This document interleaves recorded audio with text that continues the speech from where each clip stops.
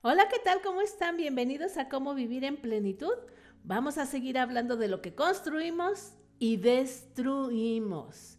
Bienvenidos al 89.9 de FM, Radio Tecnológico de Celaya. Les saluda como siempre su servidora Blanca Almanza, doctora en calidad de vida y facilitadora de grupos con enfoque humano. Yo les recuerdo que este programa tiene la intención de fomentar nuevas maneras de pensar. Así que los invito a que respiren muy profundo y se dejen llevar por mi voz y mis recomendaciones. Y si no se encuentran en la ciudad, no se preocupen, pueden seguirnos por internet. Y si se pierden este capítulo o cualquier otro, lo pueden encontrar en un podcast que se llama Cómo Vivir en Plenitud. Este podcast está en Spotify. También pueden encontrarlo en un canal de YouTube.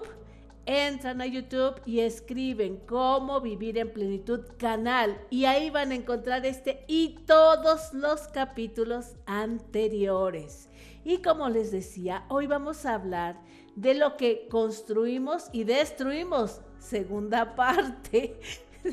Yo creo que podría haber muchas partes de la destrucción y la construcción. Hoy vamos a hablar de esta segunda parte porque lo que construimos y destruimos es casi todo. Y bueno, para comenzar, vamos a preguntarnos cómo podemos saber si estamos construyendo o destruyendo nuestro entorno y cómo podemos darnos cuenta si ese entorno nos está destruyendo a nosotros. Porque recuerden que eso de darnos cuenta está muy complicado, es difícil, y además es un ejercicio, no es así, ay, me di cuenta que y ya. Es un ejercicio de todos los días o de algunos días o de algún momento o de algunas situaciones. No puedo estar todo el día pensando en, ay, ¿de qué me doy cuenta? ¿De qué me doy cuenta? Pero sí, para algunos casos, algunas situaciones, por lo menos, cuando estemos escuchando el podcast o el programa de radio, vamos a respirar para permitirnos y darnos cuenta. Pero para esto hay que respirar, hay que darse ese permiso. Y como hablamos en el capítulo anterior, el entorno, o sea, lo que nos rodea, nos forma, nos va haciendo, nos va acompañando, nos impacta. Y al mismo tiempo nosotros lo formamos y lo impactamos. Veamos algún ejemplo, vamos a ponerlo en ejemplos. Una persona que está en contacto con la naturaleza, que trabaja en el campo, o bien simplemente que vive en el campo, en una comunidad, pero rodeada del campo, rodeada de árboles o brechas o lo que sea, en contacto con esta naturaleza, vive muy diferente, de una forma muy distinta, sus hábitos de comida, de horarios, de consumo, sus maneras de vestirse, sus maneras de hablar, sus maneras de estar, son muy distintas a alguien que vive en una colonia, donde las casas son muy pequeñas, donde lo que más hay es graffiti, lo que más hay es drogadictos en las esquinas, lo que más hay es malas palabras, lo que más hay es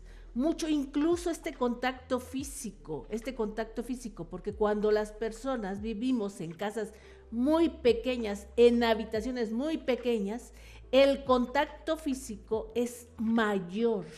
Yo veo más frecuentemente a todos los de mi familia. Y si me llevo bien con ellos, pues a todo dar. Pero si me llevo mal, me voy a estar peleando más.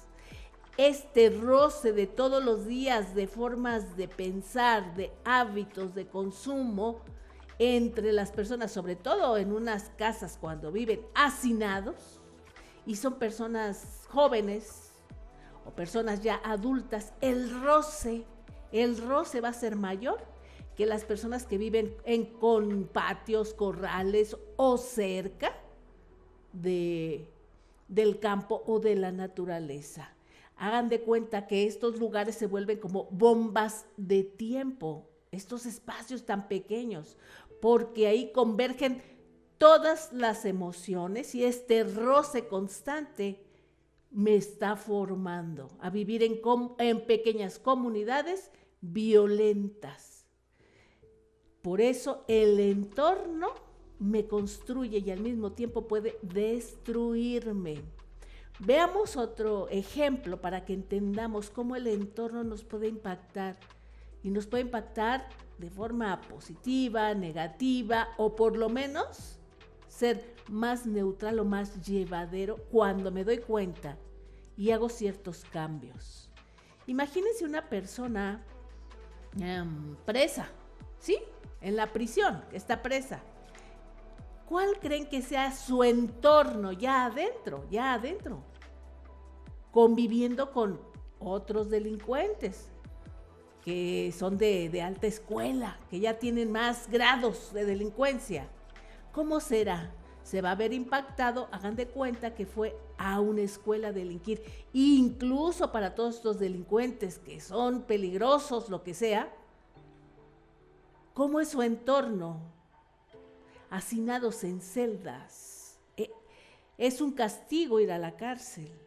Pero el entorno en el que se desarrollan los olores, la violencia, el ambiente, todo esto los hace más violentos. Siguen generando actitudes de pandillas, todos amontonados, conviviendo con otros peores. Imagínense ustedes. ¿Qué pasaría si estas personas en esas cárceles tuvieran un entorno más constructivo, más libre, más en contacto con la naturaleza, el estudio, el aprendizaje de algo, de lo que sea, aparte de un oficio como carpintería, todo esto que muchas veces sí hay en ciertos centros de rehabilitación o como les quieran poner el nombre, lo más importante es que existan otras formas de recuperación o de hacer que estas personas mejoren en su propia vida, vayan a salir a la sociedad, sí o no, es para un beneficio de ellos mismos de írsela llevando.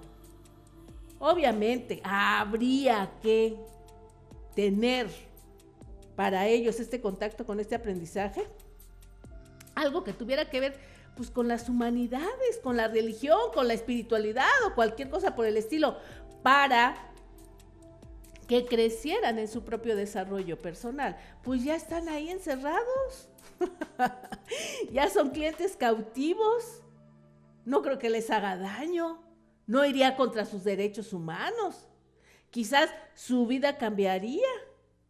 Quizás se mirarían de una manera diferente, quizás se hicieran responsables de su propia vida y de cómo afectaron a otras vidas, quizás, pero ahí hacinados, esperando salir para seguir delinquiendo, qué terrible.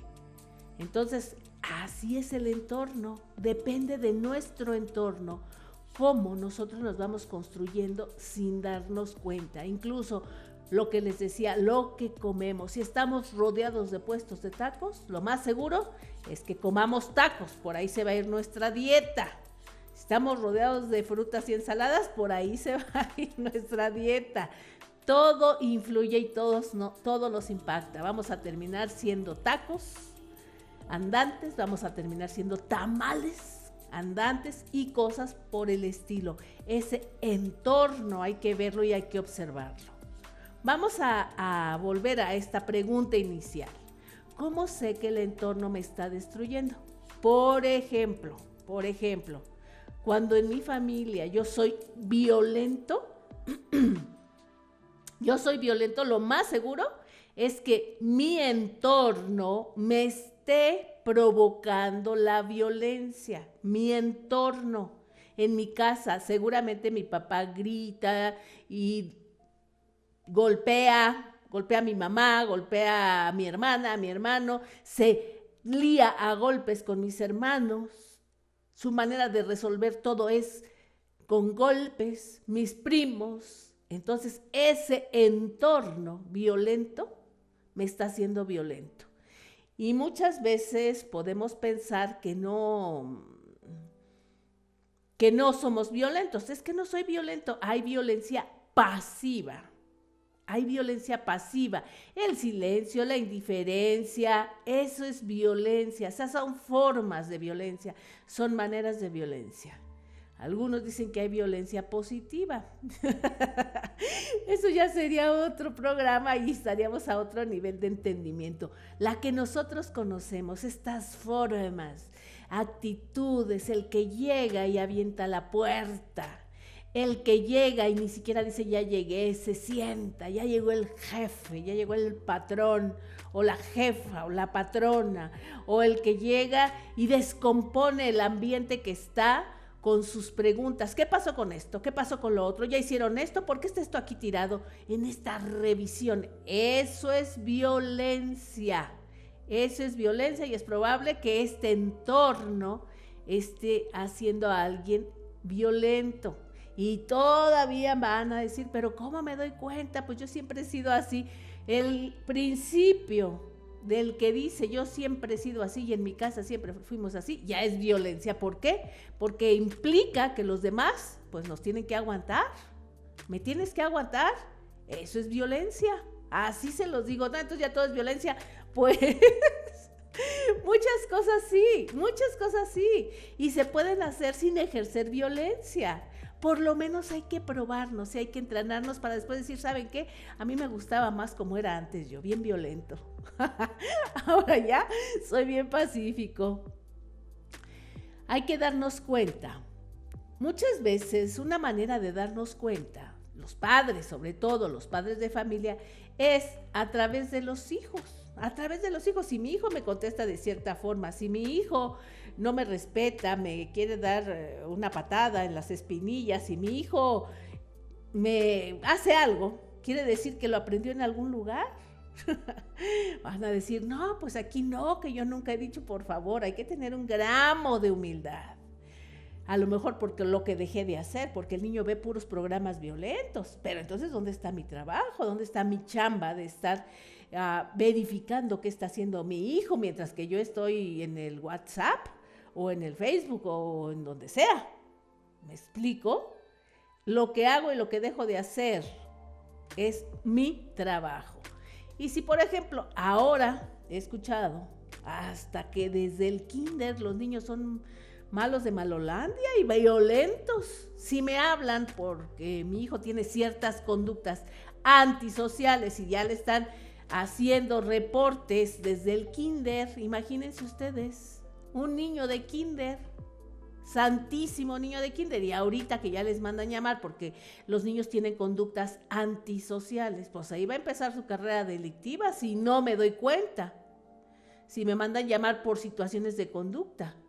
Ahí es cuando me tengo que dar cuenta. Una cosa es darse cuenta y otra cosa es no querer darse cuenta. ¿Qué quiere decir esto? Si me están dice y todos, y el niño no encaja con los primos, siempre pega, siempre dice malas palabras, siempre insulta, siempre desobedece, es un ingobernable. Pues que seguramente a este niño, él no es el problema, soy yo el problema o el entorno es el problema. Seguramente el entorno lo está afectando.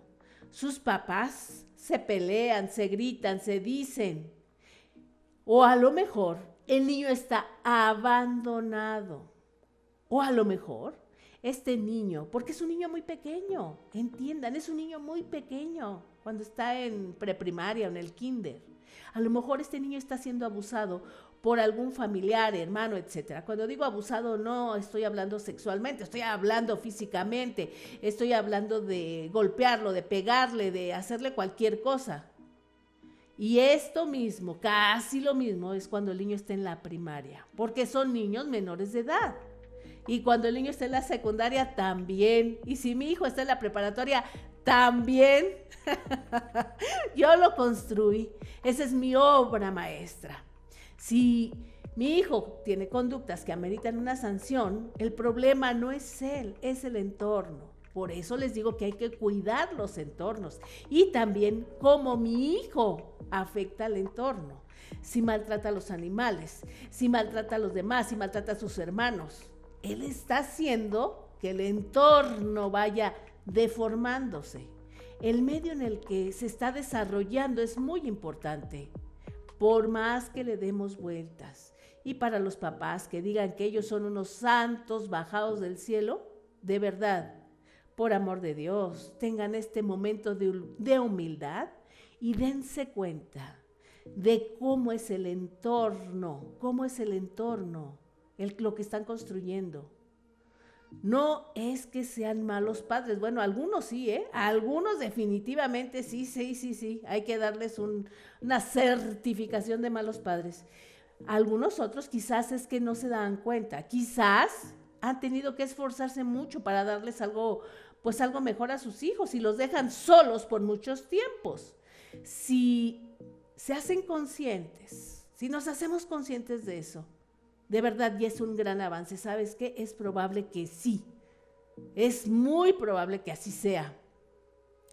Porque cuando me doy cuenta, ya incluso hablo desde otro lugar, actúo desde otro lugar, mi sentir es diferente. No es ni de víctima, ni es de autoridad, es desde reconocer que yo estoy generando algo, estoy generando un entorno donde no hay comida, no hay luz, no hay agua. Y pues si tengo hijos, es una responsabilidad. Y si permito que el papá o la mamá lleguen alcoholizados y violenten a mis hijos, ¿en manos de quién y en qué entorno los estoy dejando? Hay muchos que comienzan a defenderse, por eso se hacen violentos. O quizás en la escuela no haya un control, ni se den cuenta quién violenta a quién, ni se sancione, ni siquiera se sancione, mucho menos se investigue por qué la violencia o el llamado bullying entre estos niños. Hoy nos podemos dar cuenta a través de otras historias de la nuestra propia y del riesgo en el que vivimos. Los niños que hacen bullying tienen un tema de vida, viven en un entorno violento y luego se quieren desquitar con otros o lo normalizan. En las redes sociales, ¿cuántas veces hemos oído noticias de la niña que le hacía bullying y la otra se suicidó? O incluso que lo mató o la mató. ¿Por qué tenemos que llegar a ese lugar? Y también llegando a ese lugar, pues así son los chavos, o esta indiferencia de no hacer nada. Dice el dicho, cuando veas las barbas de tu vecino cortar, pon las tuyas a remojar. Eso debe de hacernos ver nuestras formas y nuestro propio entorno. Si está lleno de violentos o de adictos este entorno por mi colonia, mi barrio, por donde vivimos, y no me puedo cambiar de casa o no puedo hablar con los adictos para que dejen de hacerlo. Y ellos sí, claro, bien obedientes. No, sí, claro, por supuesto, no se preocupe. Claro que voy a dejar de beber o de drogarme. Sí, no, claro que sí. Pues no, ¿verdad? No se puede. Y si yo vivo por esos lugares, pues tengo que estar más al pendiente, la verdad, de mis hijos. Y si mi hijo, por ejemplo, le gusta irse a la calle y decir que se va a ir aquí a la cancha de básquetbol o que va a ir a jugar fútbol y la zona por donde vivo es riesgosa, donde lo que más hay es viciosos, y mi hijo regresa después de cuántas horas, o regresa en la noche, o regresa, como les digo, a veces con unos tenis nuevos, una bici nueva. ¿Qué caray! Tengo que cuidar ese entorno. No, pues es inevitable porque la influencia, los amigos. No, señor. Dime quién eres y te diré con quién te juntas y qué hay en la calle. ¿Cuál es mi deber y mi misión? Vigilar el entorno. Y sé que es muy difícil sustraerse a ciertos entornos porque ahí vivimos, porque ni modo, pues ahí vivimos, es para lo que nos alcanza. Pero entonces hay que redoblar esfuerzos y procurarles a nuestros hijos, primero, un entorno de paz, de confianza en la casa.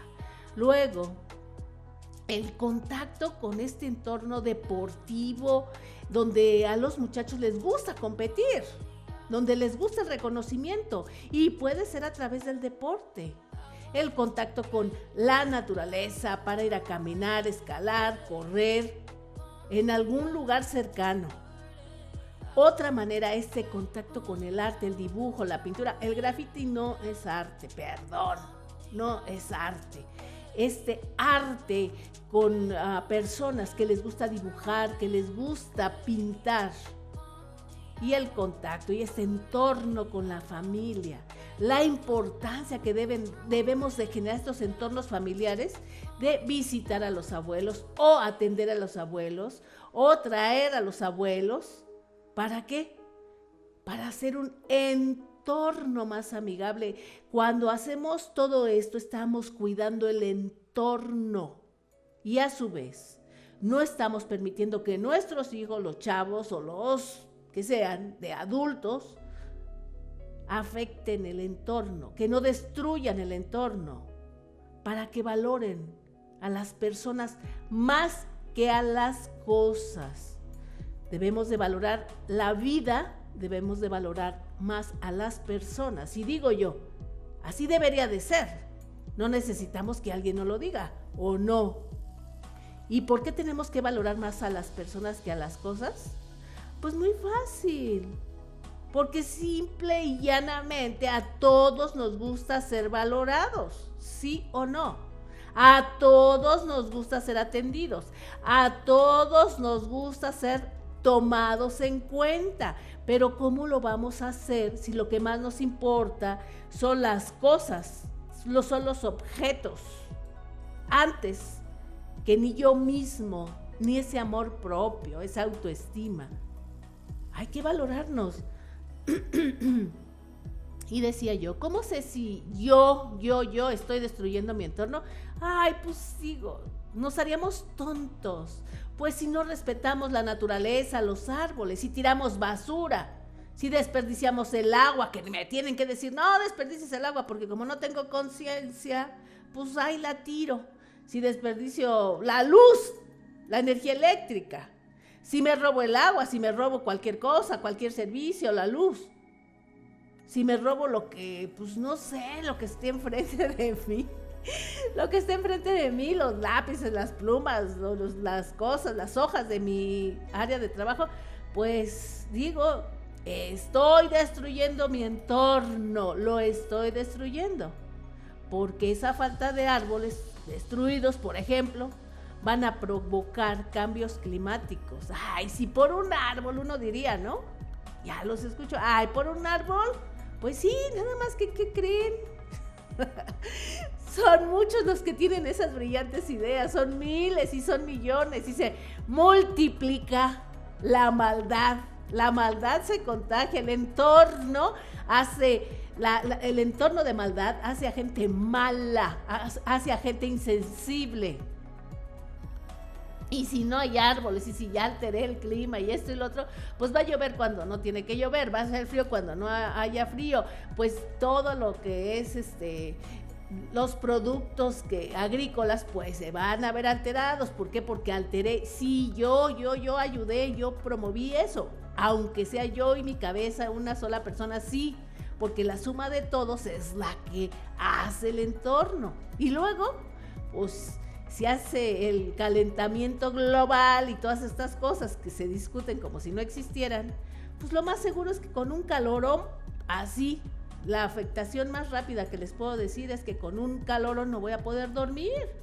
Ahí vamos a estar con el ventilador, abre la ventana, échate agua así con un spray, ponte una toalla húmeda en la cabeza, bueno, un montón de cosas. Si le abres a la ventana se meten los zancudos, etcétera. Así de simple. ¿Ven cómo si afectamos el entorno? Vamos a vivir en unos hornos.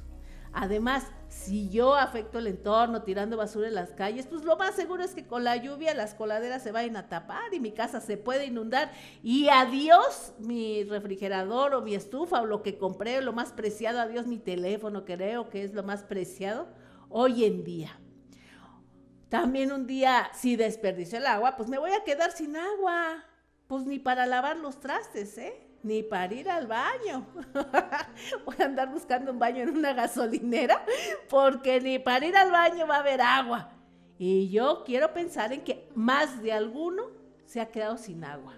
Todos nos hemos quedado sin agua por las razones que ustedes quieran. Que una fuga aquí, que esto y que el otro. Y hasta ese momento nos damos cuenta de lo indispensable que es el agua. Ay, iba a entrar al baño, pero pues no hay agua. Ay, me iba a lavar los dientes, me iba a lavar las manos, pero no hay agua. Ah, sí, también si me robo el agua, pues voy a dejar este ejemplo en mi casa, de que todo se puede robar, no, sí, y luego las excusas, no, el gobierno es bien ratero, o los de allá se roban más cosas que yo, esa cultura de los otros son peores. Compárate con los mejores, no con los peores, porque eso es para justificarte. Ay, qué indignante y qué poco digno es eso, cuando nos comparamos con alguien peor. Los de allá roban más, hay otros que se roban cosas peores y no les hace nada. Estamos hablando de nosotros mismos, de nuestra responsabilidad. Y luego, si nos robamos el agua con tanto ratero, porque les digo que no nada más la idea es de uno, es de miles, se multiplica, seguramente van a tener que subir las cuotas. Pues sí, porque no todos pagan y así sucesivamente y todos salimos perjudicados. Tengo que cuidar mi entorno. Si en mi casa no cuido el orden hace el entorno, el orden, la limpieza. Tengo trastes acumulados ahí sin lavar, ropa tirada por todos lados, camas sin tender, baños sucios, puertas descompuestas. Eso está formando a una persona. Eso está impactando todos los días a que la persona sea sucia, desordenada, floja. Pues sí, descompuesta. Así nos está construyendo la vida, si así está nuestra casa. Fíjense que les quiero compartir que un día fui a dar un curso a una preparatoria en una comunidad. Los chavos eran como los chavos de preparatoria, ¿cómo son? Pues intensos en todo, intensos en positivo y intensos en negativo, los que sí quieren trabajar, los que no quieren trabajar, y menos en temas de desarrollo humano, ¿no? Esas cosas no sirven, esto no sé cuánta cosa, pero al final está como en sus formas, en su naturaleza. Entonces, ellos estaban más que entusiasmados porque iban a tener una calificación porque era parte de una clase para concluir su preparatoria.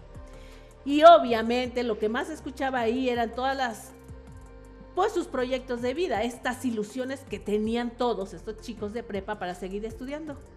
El curso que yo di fue en un aula en donde ellos tomaban clases. Nosotros, una compañera cofacilitadora y yo, íbamos a estar trabajando con estos chavos una vez a la semana durante un mes. O sea, 4 sesiones de 2 horas cada una. Y como en todos los talleres de desarrollo humano, pues tenemos que ir de menos a más, ¿verdad? Hay veces que me salto a las etapas, ¿verdad? Pero regularmente debe de ser así.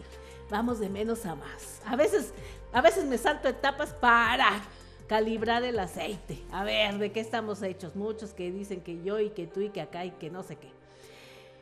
Pero,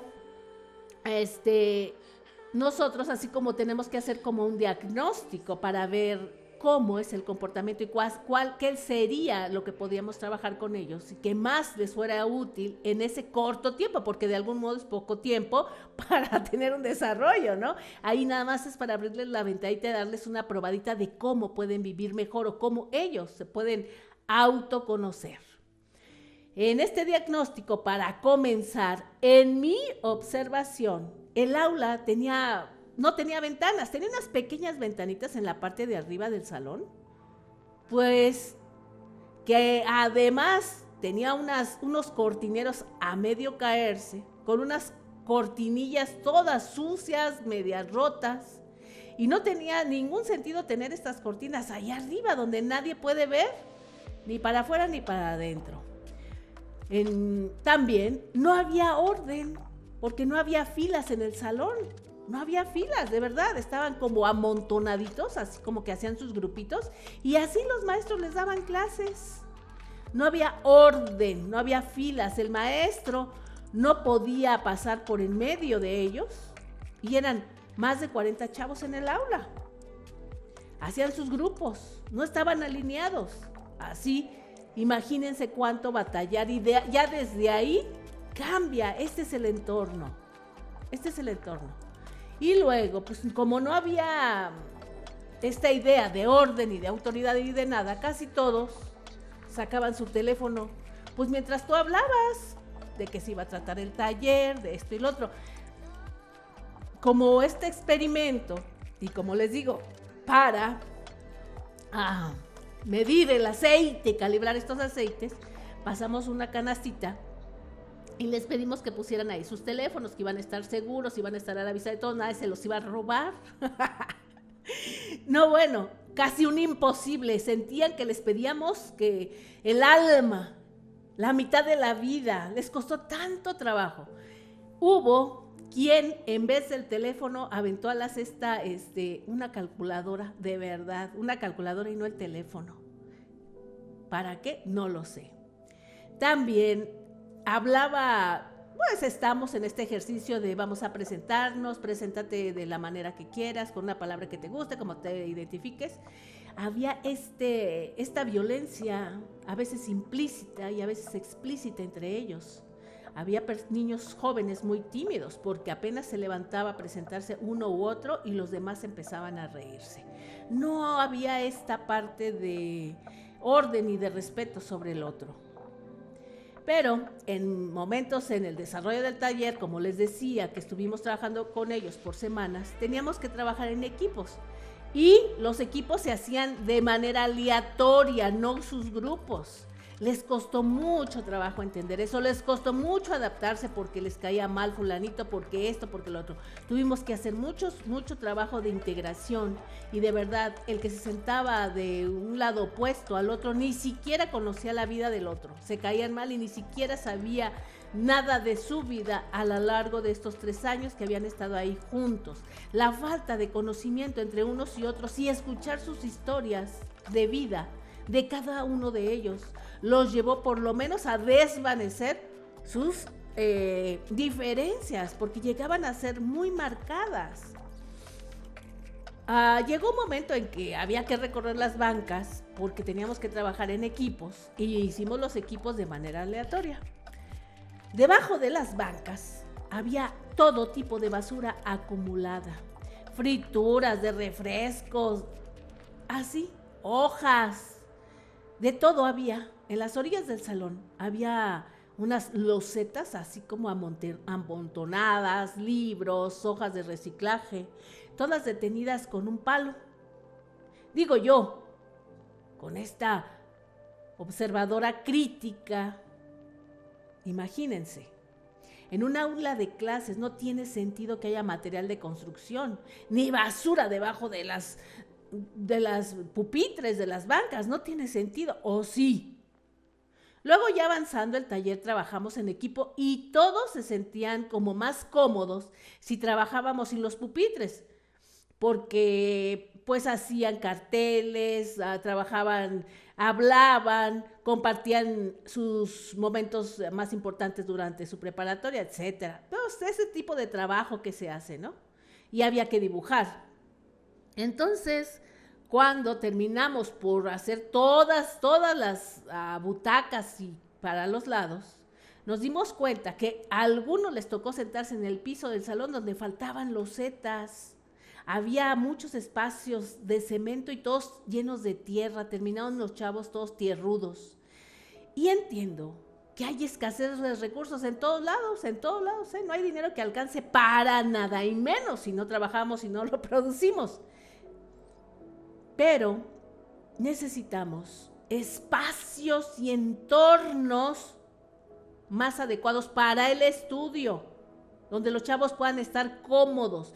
No quiere decir, ay, pobrecitos, no se vayan a morir, no, pero si de por sí Y el conocimiento a muchos les cuesta trabajo. Hay que generar esa parte de descuido de las losetas, es ese entorno de descuido, de tú no vales nada, ustedes no son importantes.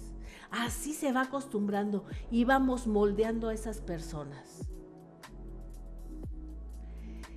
Si podemos exigir a las escuelas, ¿sabes qué? Tienes que reparar. O bien, hay otras formas, entre todos, colaborar, cooperar, ¿cómo le hacemos? Pero alguien tiene que darse cuenta. Los chavos se habían acostumbrado a estar sin esas losetas y verlas ahí a un lado de la puerta todas amontonadas. Me imagino que sí las mandaron pedir, o me imagino que eran las que se desprendieron. La suciedad, el desorden, a este grupo del que les estoy hablando los estaba formando y al mismo tiempo ellos estaban contribuyendo a este entorno, porque ¿de quién era la basura? Cuando estos jóvenes lleguen a un área de trabajo, van a permitir trabajar así, entre la suciedad, sin equipo pues para desarrollar sus funciones, sin equipo de seguridad, por ejemplo. Esto es muy triste, en un baño sin agua, porque pues desde que estaban en la prepa, como en la prepa no había agua, pues ibas a usar el baño ahí todo sucio, porque pues como aquí no hay agua, y ahí, si llegan al trabajo, así. Y claro que hay maneras de resolverlo, como les decía, o les exigíamos a las autoridades de la escuela que lo arreglen, o se hacen grupos para arreglarlo. Fíjense que como estábamos trabajando este trabajo en equipo, esta empatía, esta comunicación asertiva, después de trabajar con ellos las primeras semanas, hicimos equipos para limpiar el salón como parte de estas actividades de desarrollo y de crecimiento, de validación, de valoración, de dignidad. Y algunos de los chavos pegaron las losetas entre todos como parte de estas que le dicen dinámicas, que no, en realidad nosotros no les decimos dinámicas. En este trabajo, en estos grupos de taller, pusimos las reglas, las normas ellos mismos y las sanciones ellos mismos, que si tirabas ponías una sanción, que era lo primero que tenías que hacer, que si estaba prohibido sí o no comer dentro del salón, que si estaba prohibido.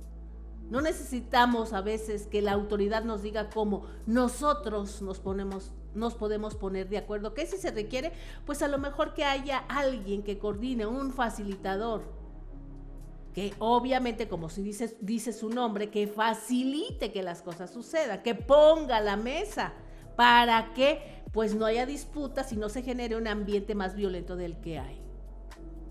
Hablamos acerca del teléfono, porque procesamos todos esos sentimientos cuando te quitan el teléfono o no puedes hablar por teléfono o no tienes el teléfono incluso en la mano. Hubo quien decía que le daba seguridad el solo hecho de tener el teléfono en la mano. Y ahora hay que trabajar con eso. No es normal o no debería de ser. Tu seguridad es interna y depende de un factor más interno que externo. Sí influye el exterior, pero tienes que entender que aquí, en este contexto, venimos a estudiar y a trabajar. Cambiar, ellos mismos decidieron que una de las cosas que les hubiera gustado o de lo que se habían perdido durante todos estos 3 años era conocerse más entre ellos, conocer más a sus compañeros. Hacían muchos grupos que subdividían al mismo grupo, hacían subgrupos. Entonces, para resolver esto o para tener un contacto más con todos, ellos mismos decían que en esta última etapa de su preparatoria iban ese último mes a sentarse en lugares diferentes para convivir con todos sus demás compañeros al momento de las clases. A ver, imagínense. Yo no sé si lo cumplieron, si al final lo decidieron. Nosotros les donamos algunas cajas como archiveros para que pudieran poner ahí todas las hojas y algunos libros que tenían ahí como, pues no sé, para consulta en su propio salón, para que hubiera un poco de orden. Terminamos el taller muy satisfechos porque se dieron cuenta Cuando lleguen a su casa estos chavos, igual van a querer ver en su casa, van a vivir en un entorno más amable y van a entender que es un trabajo en equipo y van a entender que no todo lo tienen que hacer los padres, que ellos también pueden hacerlo. El entorno que construimos es muy importante. Sería muy triste que estos chavos no se trataran con dignidad y no permitieran que fueran tratados con dignidad. Otra de las cosas que también destruimos y que no sé por qué lo hacemos, ¿para qué y por qué? Es a las personas. Destruimos los entornos y los entornos son destruidos por las personas y nosotros nos encargamos de destruirlos o construirlos. Cuando nos construimos y nos tratamos con respeto, sobre todo cuando tenemos una responsabilidad en un trabajo, por ejemplo. Si un jefe de un área o de una empresa trata a las personas con malas palabras, ofensas, gritos, no, pues es que solo así entienden, qué caray, como que le hizo falta escuela, pienso yo, y le sobra mucha cantina, le sobra cantina y le sobra calle, y le hace falta escuela. ¿Por qué? Porque está destruyendo la autoestima de aquella persona, lo está devaluando como persona. La disciplina no tiene que ver con gritos, esa es excusa o es desesperación. No tiene que ver con ofensas. Entiendo yo que hay momentos de crisis, sí, pero por favor, que no sea una constante, que no sea una manera de comunicación. Si así les sucede a las personas que están encargadas de grupos de personas laboralmente, si así les sucede, si para todo les grita, para todo les ofenden o son autoritarios, revisen si su entorno los está afectando. Cámbiense de zona, váyanse al campo, cámbiense de casa o cambien de o cambien de pareja. Hagan algo, dense cuenta. Por alguna extraña razón, no solo en nuestra cultura, sino en muchas culturas del mundo, los padres sentimos que tenemos autoridad sobre nuestros hijos y es una autoridad malentendida porque de padres a hijos la autoridad es responsabilidad. Así es, no es autoridad de mover el dedo y haz esto, haz lo otro. No son ni nuestros empleados ni nuestros esclavos. Es esta responsabilidad porque yo sé que es lo mejor para ti, tengo más experiencia, más edad y por eso te cuido, por naturaleza o no naturaleza, por costumbre, porque nos da la gana, por las personas. Jerarquizamos casi todo, incluyendo así estos niveles adentro de la casa, ¿no? Todo lo jerarquizamos, que si esto es mejor, que si esto es peor, que si esto, como si fuera, y luego en la casa, pues como yo soy acá superior, estoy más alto que tú, más grande que tú y tengo más años, nos tomamos el papel como si fuéramos los mandamás de la casa. Eso es ser autoritario. Cuando dices, así se hace y ni modo, yo soy aquí el líder, ¿cómo la ves? Yo soy aquí el patrón, yo soy el capitán del barco. Pues sí, pero si tú como capitán del barco no te autogobiernas, el capitán del barco va a terminar como el del Titanic, hundido. Y entonces cede, por favor, el timón, amigo. Cede el timón a alguien que esté más cuerdo. Nuestros hijos no son ni nuestros experimentos ni nuestros empleados. Son nuestros tesoros, son nuestra responsabilidad, son nuestra decisión, porque ellos no pidieron venir al mundo. Y para alguien que sea muy religioso, son algo que Dios les encargó a los padres para ser mejores personas. ¿A través de quién? De sus propios hijos. Para aprender a ser más tolerantes, pacientes, empáticos. Para ser mejores educadores, para desarrollar nuestras habilidades socioemocionales. Para eso nos mandó Dios a nuestros hijos, para los que creen en Dios. Para los que no creen en Dios, pues, ¿qué quieren que les diga? Se los mandó la decisión, el universo, la energía, en lo que crean, para ser mejores personas. Para eso tenemos a nuestros hijos, para perfeccionarnos a nosotros mismos como seres humanos, no para perfeccionarlos a ellos, nosotros. Y entonces, a sabiendas de que es así, díganme cómo tiene que ser nuestro comportamiento con nuestros hijos. A ver, hagan sus cuentas, ¿cómo tiene que ser? Pues la respuesta está muy fácil. Con disciplina, con amor, con responsabilidad, para hacerlos a ellos también amorosos, responsables, con buenos principios, valores, humildad. No podemos destruirlos y destruir su autoestima, no tenemos derecho, y mucho menos sus ilusiones, y mucho menos sus sueños de vida. No podemos darles excusas para que ellos se destruyan a sí mismos con vicios como el alcohol y las drogas. Siempre lo tengo que decir porque hay mucho y me da el algo, me da vidas perdidas, con conductas delictivas. Es muy común escuchar en lugares de estos anexos y de recuperación y estos centros donde están lo más selecto de los más malos de Malolandia, a chavos y chavas que hablan de una infancia de abandono, de violencia o de malos ejemplos. Y entonces estos vacíos los quieren sustituir con algo pues que anestesie este sentimiento, y eso es muy grave. Imaginen cuánto podemos destruir o construir desde nuestra casa, nuestra familia. Es muy importante que a nuestros hijos los veamos como a personas valiosas, desde pequeños, desde chiquitos. Son bellos, son hermosos, a cargarlos con amor. Ay, no, este no se parece a mí, este se parece a su tía, quién sabe qué, que me cae bien mal. Imagínense un bebé cuánta cosa recibe, y este entorno que percibe con todos sus sentidos. Tenemos que entenderlo. Esos son nuestros hijos. Vamos a verlos con personas valiosas para que ellos se vean como personas valiosas, con admiración, para que ellos se den ese valor en donde quiera que vayan y pidan lo mínimo para su dignidad. Porque si no, de verdad, se van a ir con el primer burro que les rebuzne a buscar esta validación y esta aceptación a través de qué, de puras mentiras, de puras falsedades y de puras mentiras. Necesitamos estar atentos a eso. Nuestros hijos son nuestros maestros de vida, en dónde le estoy haciendo bien y en dónde le estoy haciendo mal. Hablando de uno de mis libros, ¿cómo sé que le estoy haciendo mal?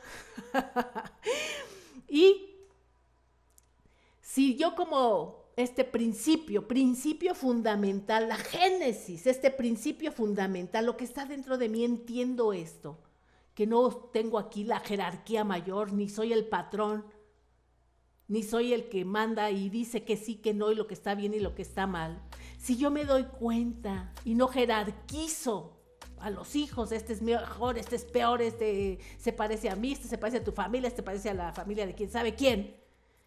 Si me doy cuenta desde ahí que mis hijos son mi decisión, mi responsabilidad, o bien a los religiosos, que Dios me los encargó para ser mejor yo, para mejorar yo, para ser un ser humano con principios y valores, si yo desde ahí comienzo, mi actitud va a ser diferente al momento de llamar la atención, de poner disciplina, de poner orden, lo que sea.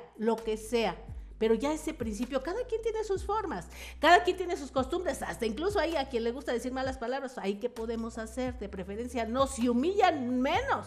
Si es por echar relajo, si es porque así nos llevamos, pues esas son sus formas. Pero con este principio de amor, con este principio de entender que fueron mi decisión.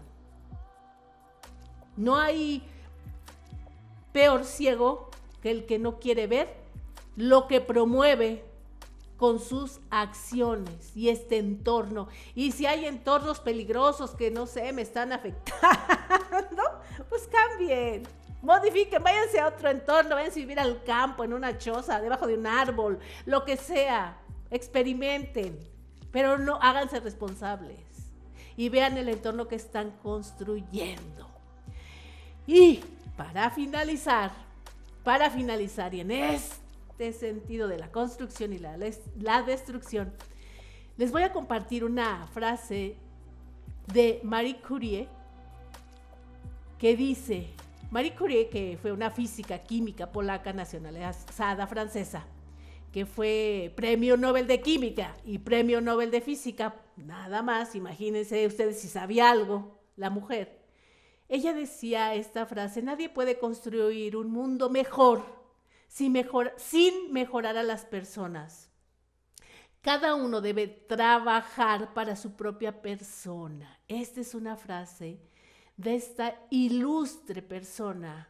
Así es que no podemos construir un mundo mejor si nosotros no trabajamos en nosotros mismos. Híjole, ¿qué tal? ¿Cómo les fue? Me dicen, es que no seas tan regañona. No, hay quien recibe premios por seguir la corriente, y no recibe uno premios cuando uno mueve conciencias, pero no los espero. Pero esa es mi misión. Mi misión es que piensen y que se muevan, no que estén de acuerdo conmigo, que se muevan. Y si están de acuerdo conmigo, pues mejor. Me despido sin antes recomendarles que me sigan en mis redes sociales en Cómo Vivir en Plenitud por Spotify y en Cómo Vivir en Plenitud por YouTube. Además, obviamente que compren mis libros, para eso están ahí, para que los lean, para que se beneficien. Están hechos desde este interés mío por regresarle algo a la vida de lo que a mí me ha dado. Compartir este conocimiento, estas ideas, esto que me mueve para mover a más. Se encuentran en las plataformas de Mercado Libre, están en la editorial Alfa Omega y en las librerías Gandhi. Que tengan un día, lleno de construcción, que construyan entornos favorables y abracen a todos y se hagan responsables. Hasta la próxima. Bye bye.